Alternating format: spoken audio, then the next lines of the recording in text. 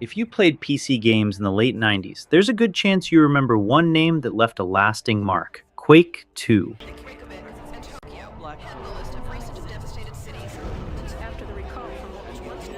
Released in 1997 by ID Software, Quake II took the series in a completely different direction. Despite sharing the same name, it isn't a direct sequel to the original game. Instead of gothic castles and Lovecraft-inspired creatures, players found themselves fighting a cybernetic alien race known as the Strogg. The story begins with humanity launching a massive assault on the Strogg homeworld, Stroggos. The objective is simple: stop the Strogg before they can continue expanding their war across the galaxy. But things go wrong almost immediately. As the invasion force enters the planet's atmosphere, much of the fleet is destroyed by Strogg defenses.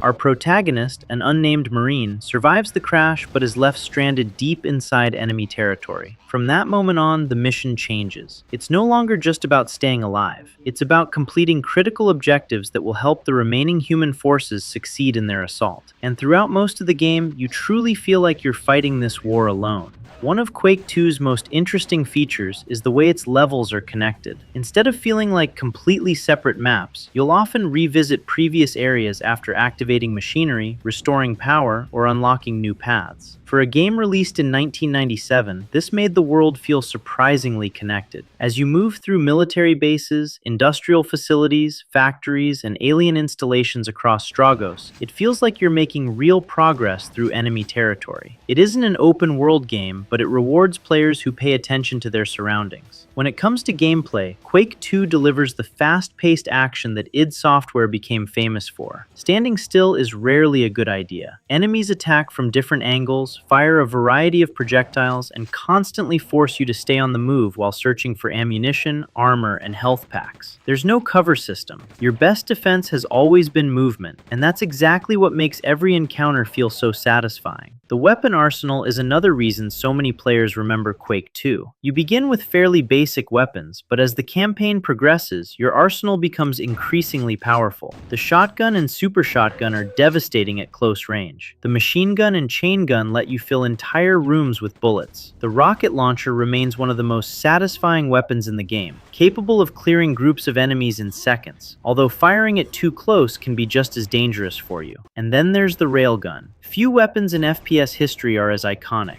Its incredible range, the unmistakable trail left behind every shot, and its devastating damage quickly made it a favorite among players. The Strogg themselves provide plenty of variety. Each enemy behaves differently. Some fight from a distance, others rush directly toward you. Some are heavily armored and require much more firepower, while the bosses test everything you've learned throughout the campaign. Without needing hundreds of different enemy types, Quake II manages to keep every battle engaging from beginning to end. Visually, Quake II was a huge leap forward for many PC gamers. Its industrial environments, detailed machinery, dynamic lighting, and mechanical enemy designs gave the game a unique identity that felt completely different from the original Quake. And if you were lucky enough to experience it with 3D acceleration hardware back then, you probably remember just how impressive it looked. The soundtrack is another unforgettable part of the experience. Rather than focusing on atmospheric horror like the original Quake, Quake II delivers a mix of industrial rock and electronic music that perfectly complements its intense combat.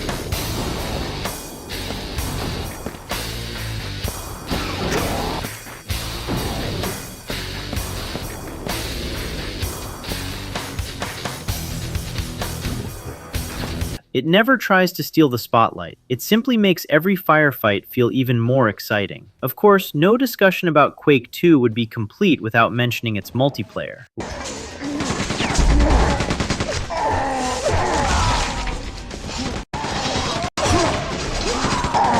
LAN parties became legendary. Setting up several computers, connecting them together, and spending hours battling friends in deathmatch created memories that many players still talk about today. And for those with an internet connection, Quake II became one of the defining competitive shooters of the late 1990s. Over the years, newer versions have introduced visual improvements while preserving everything that made the original so memorable. Even today, Quake II proves that great level design, memorable weapons, and satisfying gameplay never really go out of style. It didn't need skill trees. It didn't need endless cutscenes. Just one Marine, an entire planet full of Strogg, and enough firepower to fight his way to the end. Some games grow old. Others simply remain fun every time you install them again.